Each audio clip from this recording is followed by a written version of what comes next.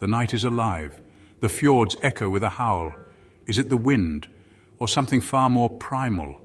The Vikings, fierce warriors of the sea, knew the answer. They whispered of the Ulfhedna, the werewolves. These weren't monsters from some distant land. They were their fathers, their brothers, gripped by a terrible curse. Imagine a world lit by flickering firelight. Shadows dance, hiding the truth, or perhaps revealing it. The Vikings believed in the power of the wild. They saw it in the crashing waves, the howling wolves, the strength of the bear. So the Ulfhedna, they were a chilling embodiment of this raw, untamed force.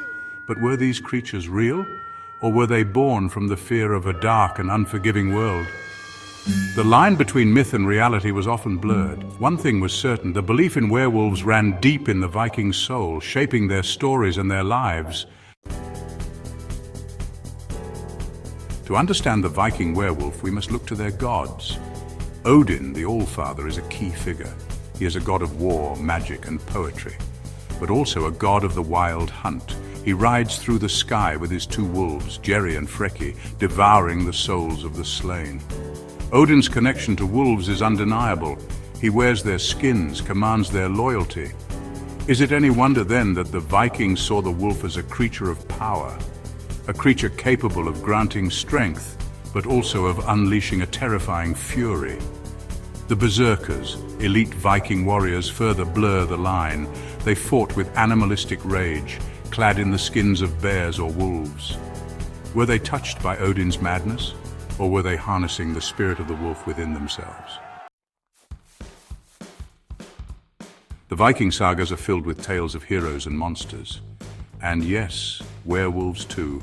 These weren't just campfire stories. They were history, legend, and moral lesson all woven together. One such tale is that of Sigmund and Sinfjotli in the Volsunga saga.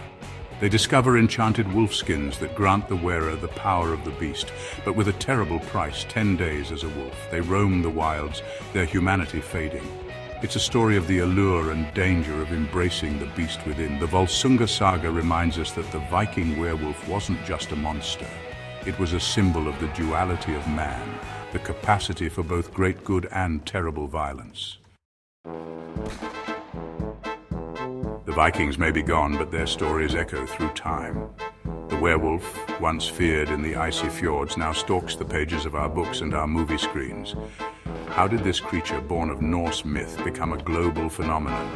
Perhaps it's the primal fear it evokes, the fear of the unknown, of the beast within us all.